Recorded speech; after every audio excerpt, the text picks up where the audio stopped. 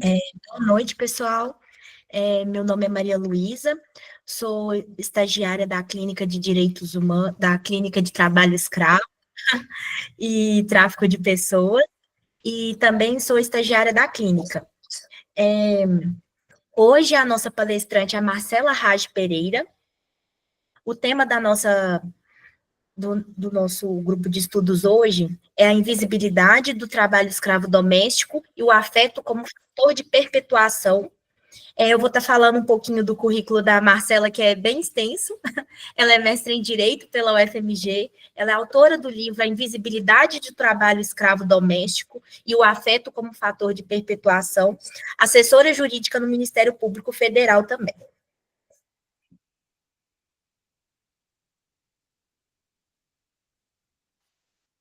Marcela, pode estar A iniciando. palavra está comigo. Obrigada, Maria. Obrigada, Larissa. Então, a primeira coisa que eu quero fazer é agradecer o convite. Estou muito feliz por estar aqui hoje. A clínica, eu sempre falo que é a minha segunda casa e sempre vai ser. Foi onde eu comecei as minhas pesquisas e sempre estou com vocês. Então, hoje eu estou vendo aqui essa participação. Então, quero dar boa noite para todos vocês. Estou vendo aqui mais de 87 pessoas. O carinho, o privilégio de vocês separarem esse tempo para me ouvir. Então, espero que seja um encontro muito proveitoso. Eu sei que a hora já é tarde, né? Já são quase 8 horas da noite. Eu não sei o que vocês fizeram hoje, se o dia de vocês foi pesado, se tem coisa para amanhã, mas o meu convite é que agora a gente separe esse tempinho para a gente. Esse tempinho é para a gente estudar, para a gente conhecer esse tema, é para vocês. Então, vamos respirar fundo e vamos lá. Também, ao final, vocês fiquem à vontade para fazer perguntas, para a gente conversar. Eu trouxe, o meu intuito aqui é compartilhar a pesquisa e um ambiente de troca, e também inspirá-los a seguir aí com a pesquisa acadêmica, quem sabe no tema do trabalho escravo doméstico ou do trabalho escravo, né? Que eu sei que já é de interesse de vocês. Antes da gente começar, como a Maria adiantou, a gente vai falar sobre a invisibilidade do trabalho doméstico sob a perspectiva do afeto. Eu separei hoje uma apresentação bem conceitual sobre a questão do afeto, em si, para a gente focar nessa variável que eu acho de suma importância, que é de fato o ponto comum nos resgates. Mas antes disso, a gente vai percorrer outros passos também importantes. Então, primeiro, uma contextualização. Eu gosto muito de histórias. Eu acho que quando a gente conta histórias, ouve histórias, a gente consegue muito se colocar no lugar da vítima, perceber a realidade, e isso até deixa o nosso olhar mais humanizado, né? Frente à lei que às vezes é tão fria e não alcança a realidade. Então, imagina que hoje vocês saíram da faculdade, foram tomar um café, compraram um pão de queijo, estão lá lanchando, e aí alguém puxa um assunto com vocês e fala assim: nossa, esse pão de queijo tá bom, né? Mas eu conheço uma receita assim do melhor pão de queijo do planeta Terra. Aí você fala: olha, também quero saber que pão de queijo é esse, quem fez? Aí a pessoa fala: não, é uma moça, sabe, que mora no interior, na fazenda de uns tios meus. Ela é. Aí você fala: oh, ela o quê? Ela trabalha lá? Não, ela é agregada, pegaram ela para criar, ainda bem nova. Então ela mora lá, ela fica lá, ela cozinha, ela limpa. Aí, vocês que já estão estudando trabalho escravo, você fala, aí você vai perguntar, você falou, ué, mas será que ela recebe salário? Será que ela tem férias? Como que é esse rotina? Mas aí o cara já despede, vai embora, vocês ficam sem entender nada, né? Então, esse relato, essa breve história, vocês poderiam estar diante de um caso de trabalho escravo doméstico? Né, o spoiler que eu dou é que possivelmente sim, embora a gente não saiba o resto da história. Mas só da gente conseguir questionar isso hoje é um grande avanço, porque há 20 anos, ou até menos, há 10 anos, isso é uma história totalmente naturalizada, que as pessoas contam. Alguém deve ter algum tio distante, alguma avó, alguma história na família de alguém que pegou uma menina pobre no interior para criar e levou para casa. E ali ela ficou, naquele tratamento, ela é quase da família, ela recebe aqui umas roupas, alimentação, e ficou. Isso, gente, chama trabalho escravo doméstico. Por mais naturalizado, né?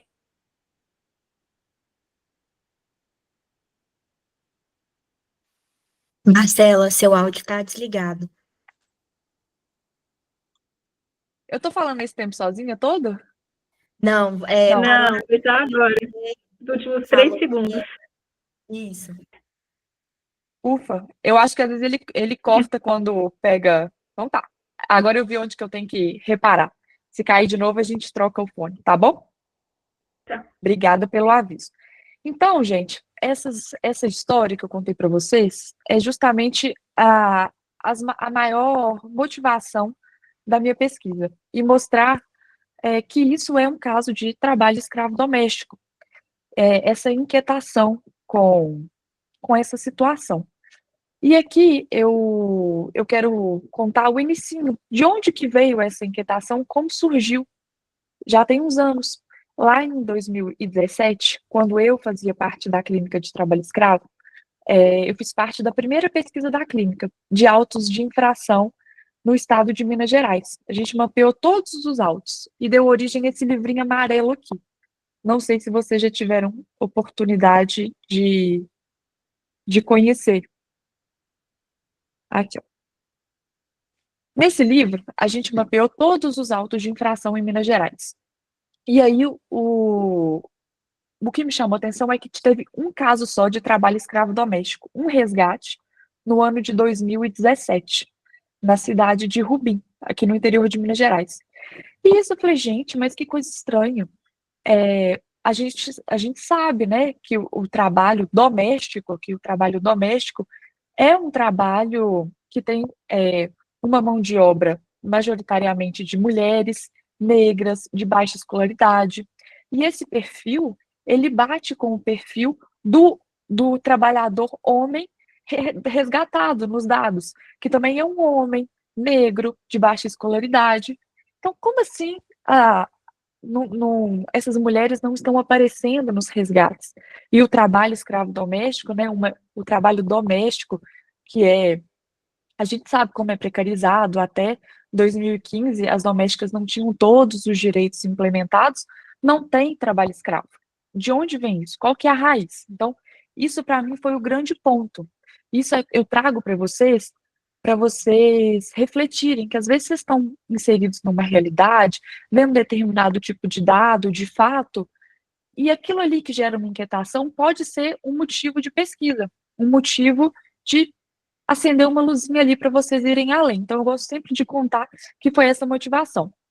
E aí, olhando para essa relação, olhando o caso em si, eu fiquei me perguntando o que que faz essa relação ser tão singular, ser tão.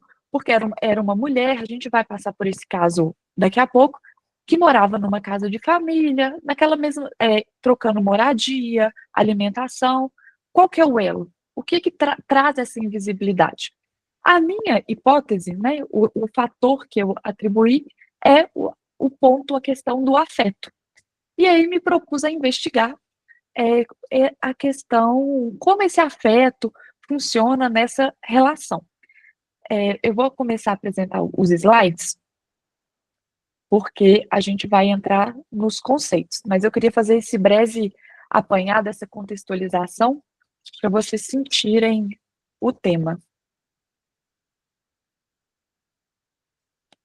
Vamos lá.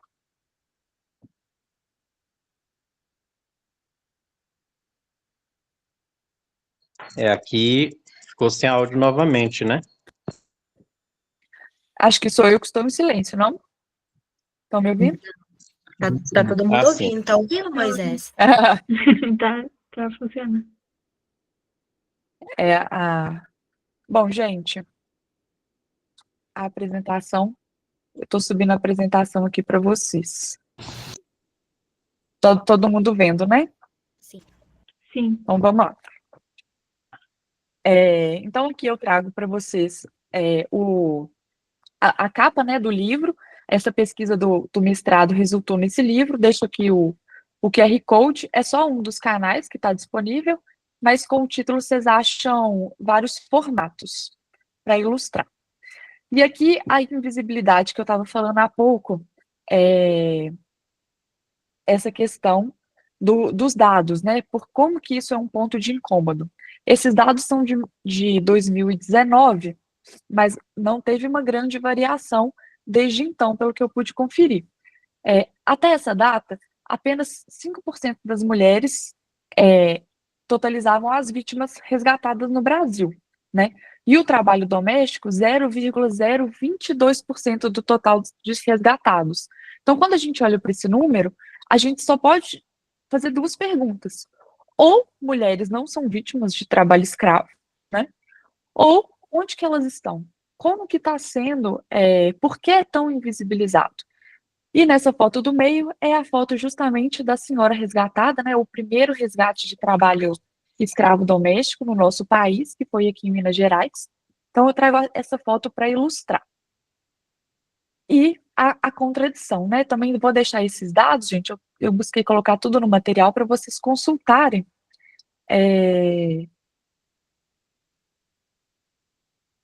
Eu tirei da tela inteira, porque senão eu não vejo a carinha de vocês. Isso me dá uma gastura. Mas vocês me avisam se o áudio cair, tá? Eu vou voltar para a tela inteira. Essa questão dos dados, que é justamente, olha só, nessas duas, essa parte de cima, tem o perfil da trabalhadora escravizada, né? Dos poucos resgates que temos. São analfabetas, a raça majoritariamente parda e preta, e embate com, né, coincide com os homens embaixo, que é também homens pardos e pretos, a baixa escolaridade. Então, assim, por que o percentual de resgate de mulheres destoa tanto, né? Isso é um ponto de alerta que até hoje os dados são gritantes. E naquela época, mais ainda, né? Há 6 anos, quando eu comecei.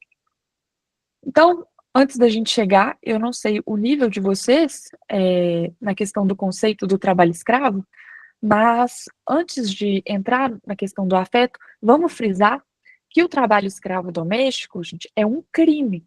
Ele não se confunde com o trabalho doméstico, que é uma ocupação, é uma forma de trabalho digno, com direitos regulamentados, né?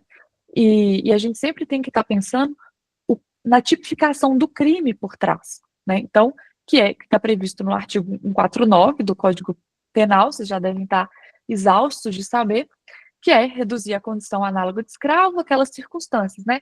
Trabalho forçado, jornada exaustiva, condições degradantes de trabalho. A gente vai ver como que essas condições degradantes de trabalho se conformam no trabalho escravo doméstico. Mas é isso que eu quero frisar, é que nem todo trabalho doméstico é escravo, né? E que o afeto, que a gente vai bater nele bastante aqui, ele é próprio, sim, de qualquer relação humana, né? E também próprio da relação de trabalho doméstico, que se dá dentro do lar, aquela relação patroa, empregada, né? O afeto é próprio de qualquer relação, a gente tem essa troca. E não é problemático. Às vezes você vai perguntar assim, nossa, Marcela, mas eu gosto muito da minha empregada doméstica, a gente tem uma troca muito bacana, eu nutro afeto por ela. Isso não é um problema, gente. O problema é quando esse afeto, esse sentimento, ele é usado como um marcador de exclusão, como um subterfúgio para explorar direitos. E é sobre esse ponto que a gente vai debater aqui. Por isso que eu quis trazer o conceito. Né, mais ainda, a questão do dolo. Tem que ter o dolo de reduzir alguém à condição análoga de escravo. O dolo não é falar assim, porque é uma defesa, né? Eles falam assim, não, mas a família era tão boa, eles são pessoas boas, quiseram ajudar. Ser pessoa boa, ser pessoa má, não é requisito para configurar crime.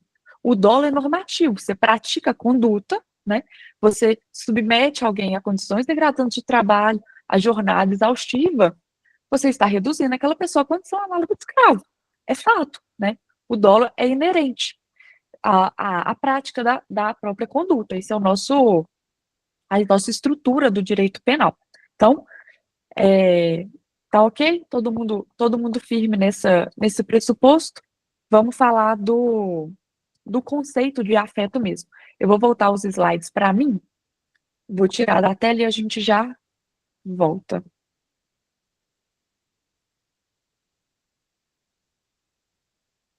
Tudo certinho, gente? Então, vamos Certinho, lá. Marcelo. Então, vamos lá. Então, feita, né, esse nivelamento, a gente vai, a partir de agora, compreender como o afeto presente na relação do trabalho doméstico, que faz parte, contribui para a invisibilidade, né, dessa prática, dessa exploração. Porque esse discurso, gente, ele é um discurso que a gente, como eu disse no início, agregada, quase da família, esse discurso, ele tem o papel de distorcer a relação de trabalho e naturalizar a exploração. E ele é historicamente reproduzido. E isso a gente vai descobrir por que ele é historicamente reproduzido. A gente consegue com um exercício fácil aqui, do próprio tipo penal, que chama redução à condição análoga de escravo, não é? A gente aprende que a analogia, né, o crime de plágio, a gente é análogo às condições dos escravos. Então, o que vem à mente, né? Assim que a gente pega uma doutrina, quando se pensa em escravo, a gente pensa grilhões, cesalas, trabalhos forçados, castigos físicos, não é isso? No trabalho doméstico, isso não está no nosso imaginário. É só a gente lembrar das novelas antigas, né, de época das 6, quando fala escrava. Quem que era a escrava? A escrava não estava ali sofrendo castigos físicos na novela. Não é esse o nosso imaginário. Ela era uma mulher, a negra, né, ela era a ama, usava roupas brancas, né, ela estava ali sempre pronta para servir, era amiga da família. Então, essa cena que está no nosso imaginário, o nosso aqui, que eu falo é da sociedade como um todo, tá, gente? E essa cena, essa lógica, ela naturaliza a lógica colonial da exploração, né, que remonta à nossa colonização, em que os corpos foram hierarquizados a partir do gênero, da raça, da classe, e isso perdurou mesmo durante o período do escravismo, quanto após a abolição, né? Durante, eu digo por quê? Com essa provocação da questão do trabalho análogo, eu busquei recuperar as mulheres na história, né? Fui em vários estudos da história, onde que essas mulheres estavam no período da escravidão. Já era o trabalho doméstico? Porque, assim, uma das minhas inquietações era, se as mulheres não estão sendo resgatadas no trabalho doméstico, será que elas não estão em outra ocupação? Será que teve uma continuidade igual teve com os homens? E aí o que eu percebi é que o trabalho doméstico, ele nem sempre foi realizado por mulheres escravizadas. Foi realizado por homens, né? Também. E nem sempre escravos, pessoas livres e pobres realizavam o trabalho doméstico já naquela época. E na época da escravidão e da transição para o trabalho livre, né, após a abolição, livre assim, né, digamos assim, a gente vê a figura da agregada, e isso é muito interessante, porque quem é essa agregada? A agregada que a gente olha, que a gente encontra nos livros de história, é essa mesma agregada que a gente encontra no caso que eu contei para vocês, nessa questão do quadro da família, porque era uma mulher, ela negra ou branca, mas ela experimentava, o marcador dela era a escassez material. Essa mulher, ela estava ali no lar. Ela era ligada ao lar por uma relação de favor. Ela servia sem salário. Ela não tinha salário, mesmo livre, né? E o dever dela era cuidar daquela família, era servir com gratidão todas as necessidades. Tem um trabalho muito interessante que pergunta para várias trabalhadoras domésticas da atualidade o que é ser doméstica. E elas falam, é servir, é atender, é cuidar. E esse papel de servir, ele vem lá do período colonial. Então, a gente percebe essa continuidade. Então, o binômio que prevaleceu nessa figura da agregada, a gratidão, a obediência, é o mesmo binômio que a gente observa nos casos atuais de trabalho escravo. Então, quando a gente consegue olhar para a história, a gente consegue fazer essa analogia, né? Pensar no trabalho análogo. Eu acho que isso torna a análise, o nosso olhar muito mais claro diante de casos, porque agora você consegue olhar e falar assim, não, aquela ali é uma agregada, mas ela trabalha, ela está ali no lar, é uma condição de sobrevivência, então tem alguma coisa errada, essa troca, esse vínculo por obediência, por gratidão. A gente consegue ver, não depende mais, não, tem que ter uma restrição da liberdade, um castigo físico. A gente vai sofisticando o nosso olhar e sofisticando a nossa capacidade de visualizar situações de exploração. E é só visualizando que a gente consegue fazer cessar. Né? Se a gente não enxerga, a gente não consegue tomar nenhuma atitude. Então, é isso, essas situações todas, o vínculo, né, o elo, a gratidão, a obediência, o estar dentro do lar, é o afeto. Né? Mas Marcela está falando de afeto, de afeto, de afeto. O que é o afeto? O afeto é muito difícil de conceituar, porque por vezes é muito abstrato, né? Não é tangível. Mas a psicologia nos ajuda com um conceito, né? O afeto, ele é definido como uma expressão cognitiva de sentimento, uma emoção. Se manifesta de muitas maneiras, né? É uma resposta a uma experiência emocional. É uma troca. O afeto, gente, não necessariamente ele é positivo nem negativo. Ele é neutro. Ele decorre das nossas conexões em cadeia, das nossas relações com o ambiente, com o objeto, com pessoas. O afeto não é sinônimo de amor, né? Não pressupõe o toque, não pressupõe um abraço, né? Ele é sentimento, né? O sentimento é o interno e a emoção é aquilo que consegue dominar. A psicologia nos ensina isso. E aqui a gente volta, esbarra em outra barreira, né? Se é algo interno, como que a gente vai identificar o que é para cada pessoa, né? Porque é dentro. Mas não. O afeto, como que a gente nota? Na transmissão das emoções, nessa cadeia de reações. Ele não precisa ser dito, você não precisa falar, eu tenho afeto por você no sentido positivo, ou tratar mal alguém para ela sentir o sentido negativo. Ele está ali, no que não é dito, né? Nessa troca. Vocês conseguem me entender. E é muito importante ter isso em mente, porque a própria relação de trabalho doméstico, ele, o afeto desempenha esse papel muito forte, né? Porque é o encontro da trabalhadora doméstica, né, com a família empregadora, o núcleo familiar. A empregadora, que é uma pessoa de fora, com aquele núcleo que seria o dentro, né? E a gente vê nos relatos, aqui falando de trabalho doméstico, as questões de como o afeto vai moldando a relação, né? Nos gestos, no cotidiano. É o tratar bem para a pessoa prestar um bom serviço, né? Ter fidelidade, dar uma roupa, uma comida, para criar aquele vínculo. Mas isso também tem um outro papel, né? Ao mesmo tempo que dá essa proximidade, ele também exclui. Porque aquela pessoa de fora, aquela empregada que se desloca para aquele lar, ela não pertence àquele lar. E isso é muito nítido. Essa troca nas relações é muito nítido que a pessoa não pertence.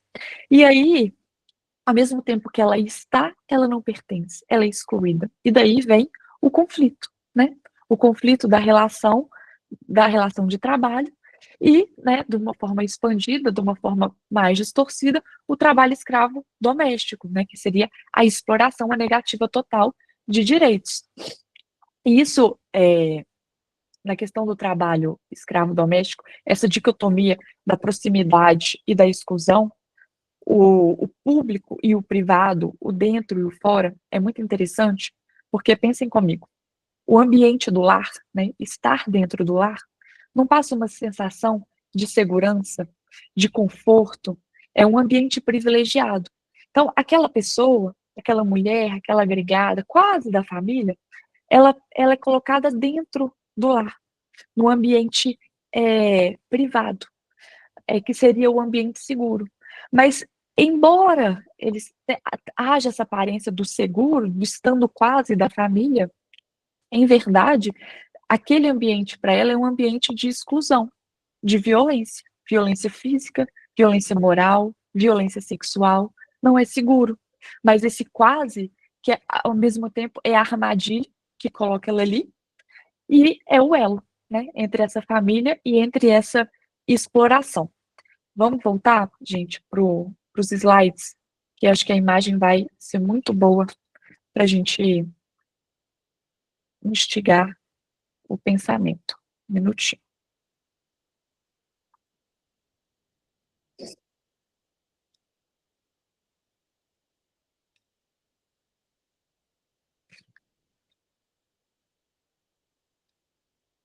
Vamos lá.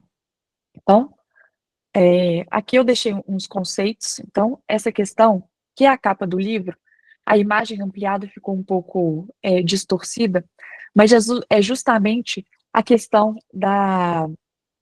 E aí, vamos refletir junto. O que essa imagem, né, ela nos comunica a partir disso que a gente conversou? O estar dentro, o estar fora, os papéis, né? Eu acredito, olha só, o plano que as mulheres ocupam, quem está servindo, né? Quem então a imagem é muito ilustrativa. Ó, vejam, a mulher branca com a sua criança, né? Sua filha provavelmente estão ali bordando, fazendo uma atividade considerada como nobre entre as atividades domésticas, né? E as outras estão ali cuidando das crianças, servindo uma bebida, né? As mulheres negras, as escravas da época. E, embora a gente olhe para essa cena, não veja nenhuma violência aparente, né? Ninguém está acorrentado, ninguém está apanhando. É uma falsa, né? Docilidade. Não tem. Existe mensagens, marcadores de posições inferiorizadas e outras superiores, que é muito nítido, né? A história nos conta, e isso é reproduzido até os dias de hoje. E a distância entre essas mulheres é muito bem demarcada. O plano, as outras estão no chão, estão servindo, não se misturam. Então, elas estão no lar, mas elas não fazem parte daquele lar. Então, isso é para vocês verem o tanto que o discurso do afeto, ele é simbólico, né? Ele não é aparente, não é evidente, né? As fronteiras, essas hierarquias, né, do período colonial, essa teoria que eu trago, da raça, da classe, do gênero, elas são simbólicas. Elas hierarquizam as pessoas de acordo com o gênero, né, a classe e a raça. E aí, no caso das meninas que são levadas ainda na infância dentro dessa lógica do favor, a gente observa que, tal como nessa cena, elas sabem exatamente o lugar que elas devem ocupar, o lugar de servir, a condição que elas estão ali para realizar o serviço doméstico da casa, que elas não são da família e nunca serão. E na maioria dos casos, nada precisa ser dito para isso, né? Essa distorção da relação do emprego é muito nítida e é muito triste nas histórias, porque marca, né, negativamente, é um dano que essas meninas, né, mulheres, depois com o passar do tempo, idosas, né, muitas são idosas na época dos resgates, dos casos atuais, é um dano irreparável, é uma vida perdida, né, as chances de todos os direitos constitucionais, né, o lazer, a educação, os direitos sociais como um todos são negados, né, e a exploração é a única realidade que elas conhecem. Então, eu trouxe para vocês tudo isso que eu acabei de dizer, o conceito de afeto, está tudo aqui no slide. Essa passagem é interessante, olha, vou ler para vocês.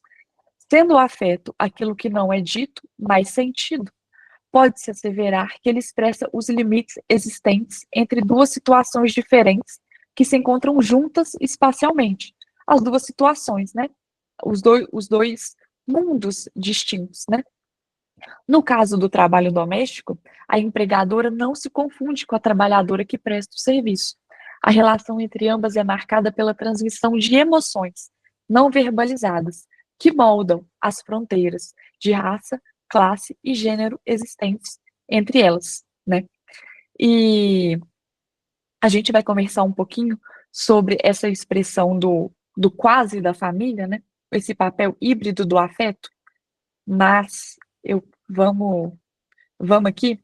Agora que eu falei eu estava relendo o livro para preparar a apresentação para vocês. E me lembrei que vocês já devem ter escutado o caso da Madalena, que foi resgatada em 2020. Eu tive a oportunidade de entrevistar a Madalena. E essa questão do não dito, isso me marcou muito. E eu fiquei muito impactada. Eu vou ler para vocês o que ela me contou sobre de nada precisar ser dito. Olha só.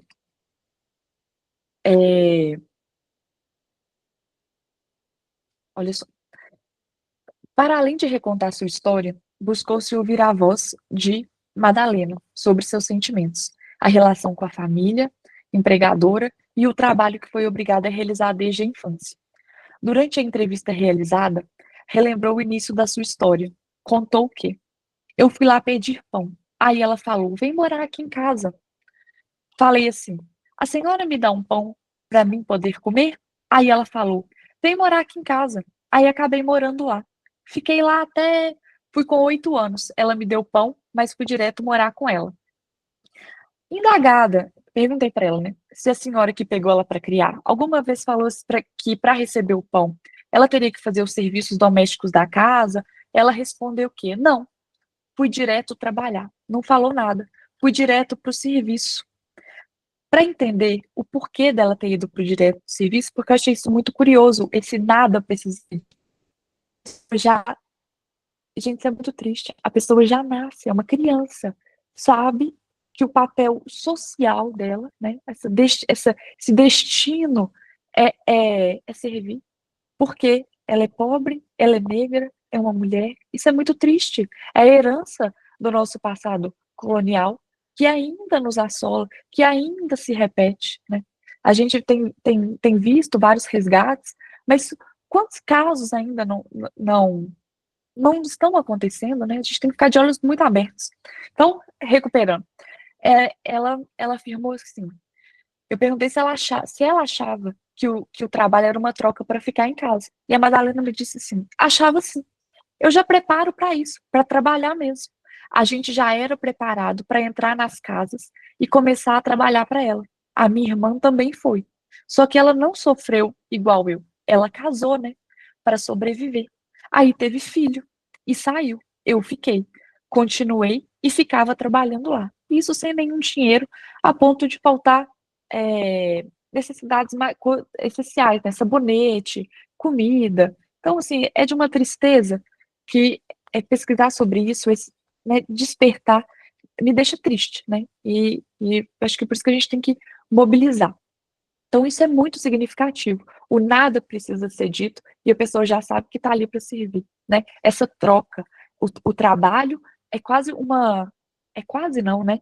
É a condição para a pessoa sobreviver à exploração, né?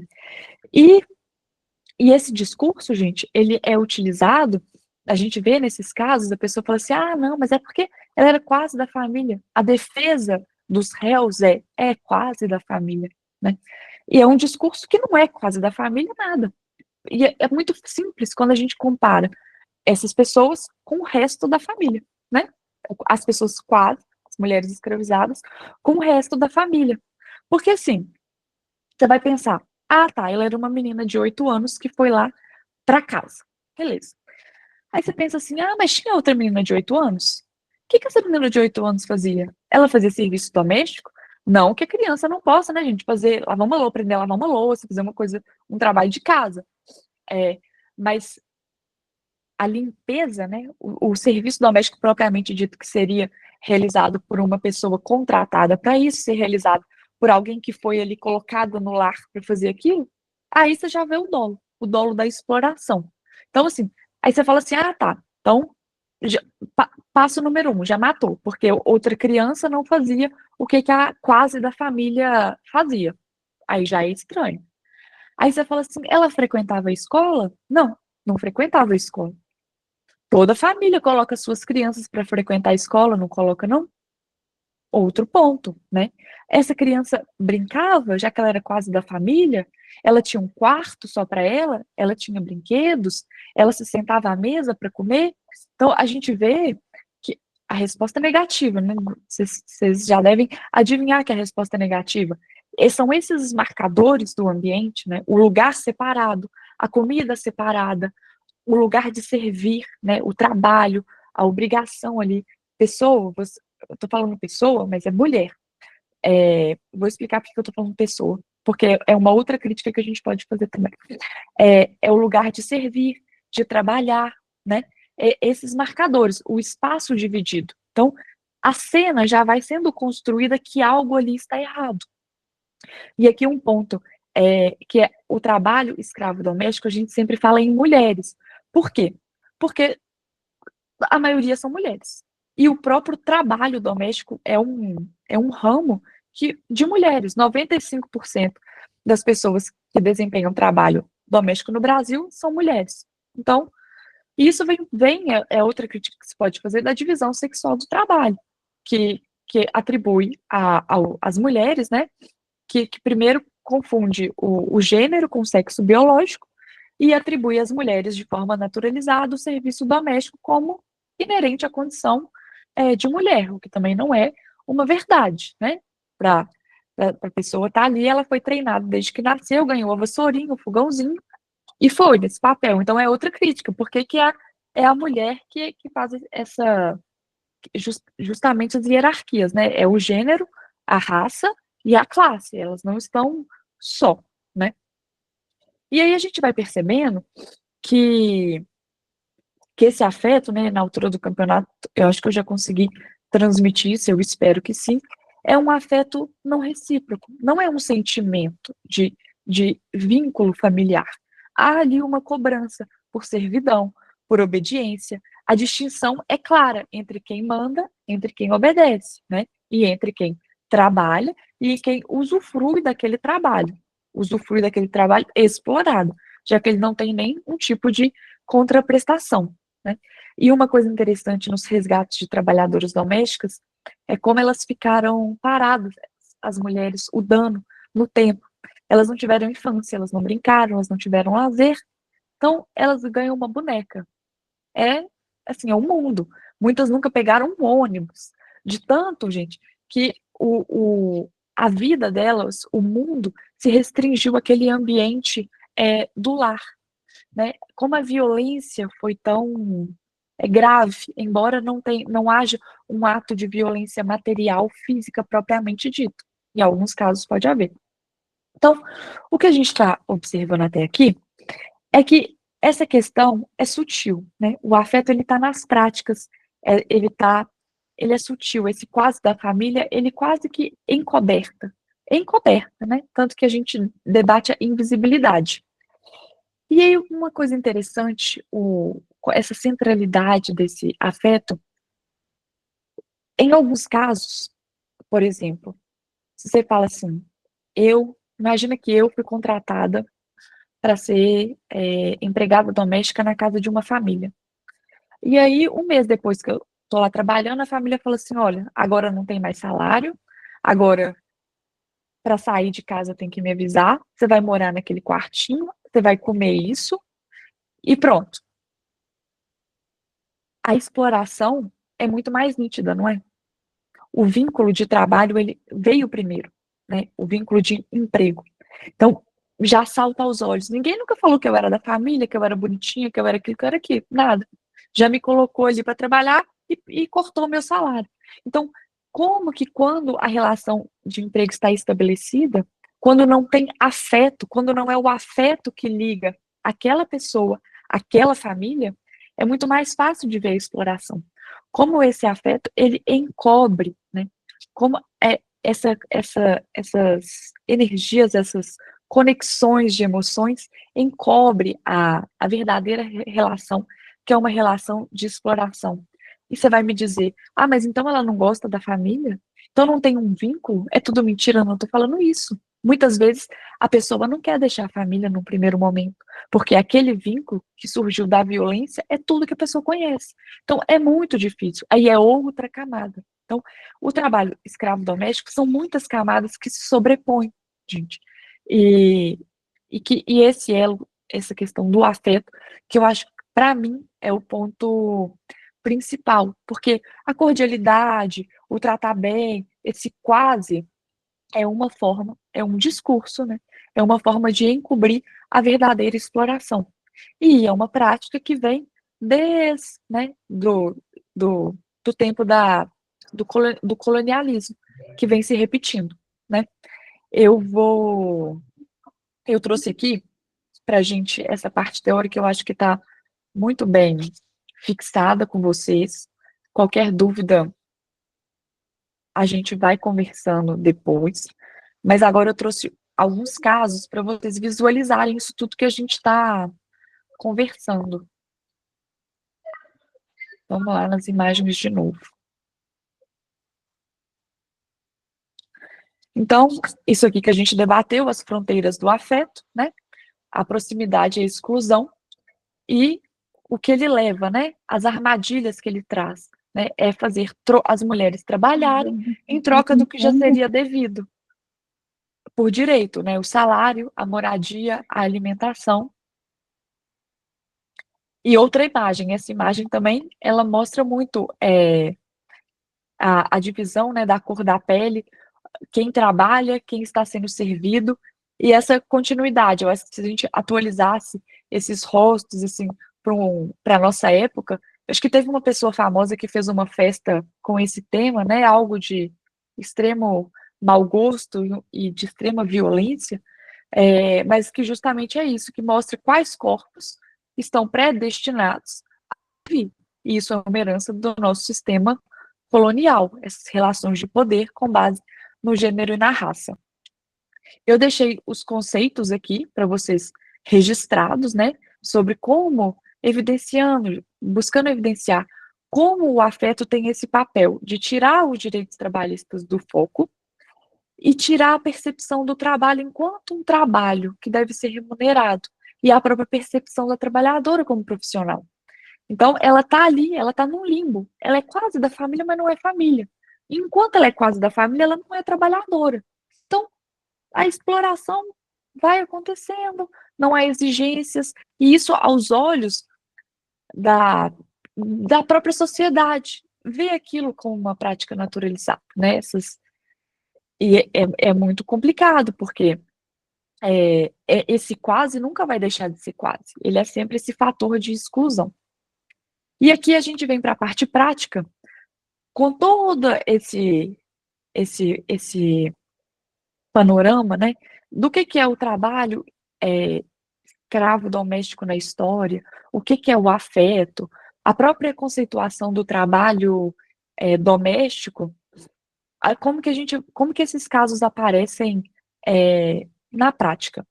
Então aqui eu trouxe umas imagens para vocês, retiradas de autos de infração, que saiu em jornal, né, não é nada sigiloso, as condições que as mulheres são encontradas, né, resgatadas, a situação da degradância, onde elas viviam, são quartos, assim, são porões, né, as condições da cama, sujeira, tudo muito precário, as condições degradantes. Eu acho que o melhor jeito de mostrar é desenhando, do que descrevendo com palavras. Então, essa que é a realidade. A vida da pessoa se passa nesse quartinho, né, muito precário, muitas vezes sem ventilação. Então, aqui são outras fotos mostrando a pobreza, né, extrema em que elas são encontradas, né, o nível tal de exploração, vulnerabilidade. E aqui os relatórios para vocês verem.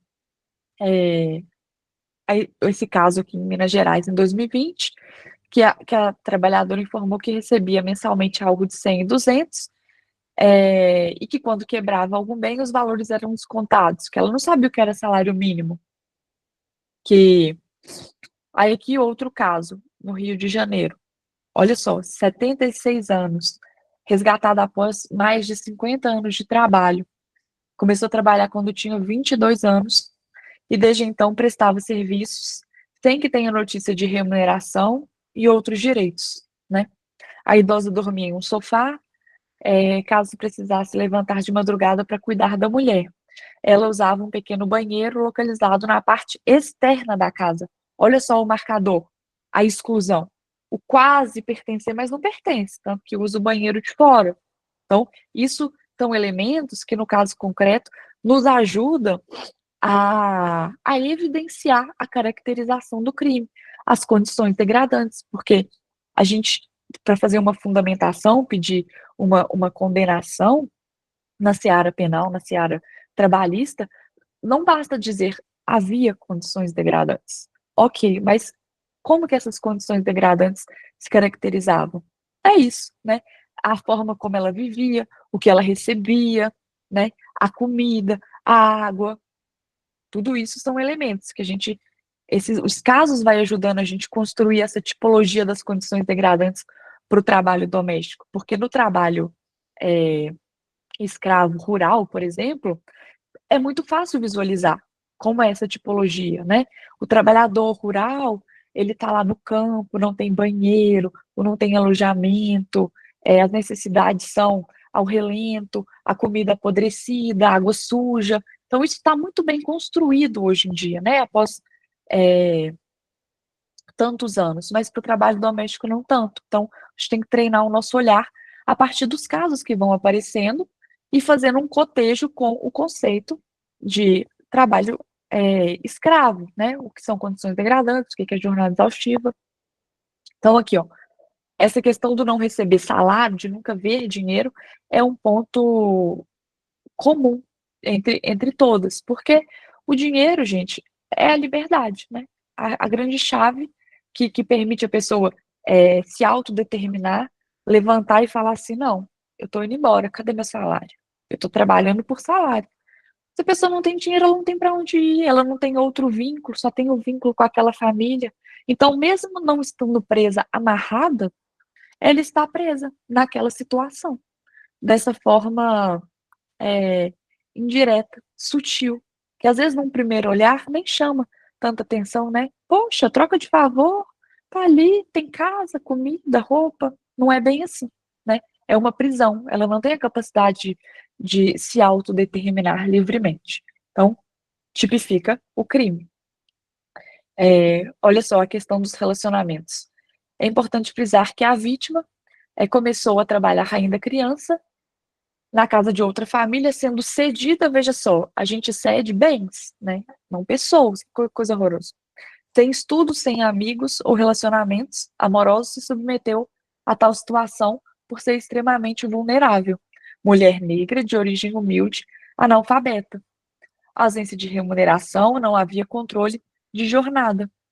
Nem quanto recebia, que dirá se algo era efetivamente pago, né? São casos recentes, de 2022. Já vou finalizar, gente, estou preocupada aqui com o avançar da hora. Então, aqui a gente tem um outro caso, né, que também coincide, né, desde a infância, cuidava dos filhos, responsável pelos afazeres. Esse caso aqui é o caso, esses slides vão ficar para vocês lerem depois, né, foi o primeiro caso de resgate de trabalhadora doméstica no Brasil, né, que é o meu grande marco, né, o que me despertou para essa pesquisa, e é isso, a pessoa sem receber, nesse caso a empregadora até usava do benefício previdenciário dela, essa situação. Esse caso aqui é um caso que aconteceu veja só, em 2025, né, a vítima trabalhava em troca de moradia e alimentação, vivendo em um cômodo pequeno e sem ventilação, então estava na casa, mas não usava a casa, a fronteira do lugar que ela podia, né, ocupar naquela residência. Então, já marca. Responsável de cuidar de crianças e dos empregadores. Olha que interessante esse caso. O chefe da família era um advogado. Então, difícil falar, né, que não sabia que era proibido, que não podia, que estava bem intencionado. Gente, direitos trabalhistas, né, trabalho, oferecer um trabalho digno é o mínimo. Esse caso foi agora. E aí eu deixei aqui resumido para vocês essa tipologia do trabalho escravo doméstico que a gente pode construir, né, com as condições degradantes, né, a realização de serviços sem contraprestação, a troca por moradia, alimentação e roupas, esse endividamento moral, né, questão da gratidão, de estar ali, de ter a oportunidade de sobreviver, A negativa do acesso à educação, isso é seríssimo, gente. Sem educação, ninguém vai a lugar nenhum, né? Não vai, sem educação. A privação do convívio social e familiar, isso mina a pessoa de se perceber numa situação de exploração, de ver que algo está errado, de ter um próprio convívio, que é algo importantíssimo enquanto seres sociais que somos. A falta de liberdade de permissão para gerir a própria vida, já que o mundo fica restrito àquela casa, né? Nem aquela casa, aquele quartinho separado daquela casa em que ela é quase da família, né? Esse quase só usado para colocar ali, para ela servir, prestar os serviços, né? Então não tem os direitos trabalhistas básicos, jornada de trabalho, documentação básica, muitas não tinham RG, CPF, né? Veja só o nível de negativa da própria cidadania. E aqui no final eu deixo para vocês 3 referências, né? Esse livro, o primeiro, Escravidão Contemporânea, é uma coletânea de artigos sobre o tema da escravidão do Ministério Público Federal. É um livro mais antigo, mas ele tem trabalhos muito interessantes, é uma boa fonte de pesquisa. No segundo livro, Escravidão na Interseccionalidade de Gênero e Raça, é um livro de 2023, também uma coletânea de artigos publicada pelo Ministério Público do Trabalho. Eu pude contribuir com essa obra também com um artigo em que eu abordo mais essa questão da interseccionalidade, né, do gênero, da raça, essas hierarquias no trabalho escravo doméstico. Então, tem um recorte da pesquisa ali muito interessante. E esse livro, gente, que eu queria muito que vocês lessem, não apenas, né, o meu trabalho, se vocês se interessarem por esse tema, mas o trabalho de todos os meus colegas. Esse livro foi... Vou até voltar para mim para falar, para eu poder ver vocês. Esse livro foi uma sugestão da professora Lívia Miraglia, né, coordenadora da clínica, quando eu ainda estava saindo do mestrado. Ela falou assim, gente, eu quero que vocês escrevam cartas para mulheres. Qualquer mulher. Ou vocês mesmas, avó, encaixando a pesquisa de vocês. E aí, é uma forma diferente de fazer pesquisa, de falar direito, né? Um olhar humanizado, um olhar com afeto. E aí eu escrevi esse livrinho aqui, tem o download dele é gratuito, deixei no QR Code lá no material. Eu escrevi uma carta para uma trabalhadora doméstica, né? Falando o tanto que eu sentia sobre aquela exploração que ela viveu, como deve ter sido doloroso, né, crescer, ter uma infância ceifada, uma vida de exploração, e relacionando com a teoria, porque o direito, né, a teoria não precisa ser sempre fria. Então, é uma obra muito legal, o trabalho das colegas está incrível, então eu recomendo que vocês deem uma olhadinha depois. Então é isso, gente, foram esses pontos que eu separei para a gente conversar hoje. Eu espero ter conseguido ser clara, ter passado a mensagem, que vocês tenham absorvido e gostado, claro, né? Foi um prazer estar aqui e qualquer dúvida estou à disposição para a gente conversar e também deixei meu e-mail, tá bom? Passa a palavra, meninas. Marcela, queria agradecer você, a sua disponibilidade, sua pesquisa, né, ela é muito importante, também muito usada nos casos atuais da clínica, e foi uma honra ter a sua participação. Pessoal, a gente vai abrir agora para as perguntas, né? Quem quiser fazer a pergunta, abrir o áudio, pode estar abrindo, ou se não, está mandando aqui no chat.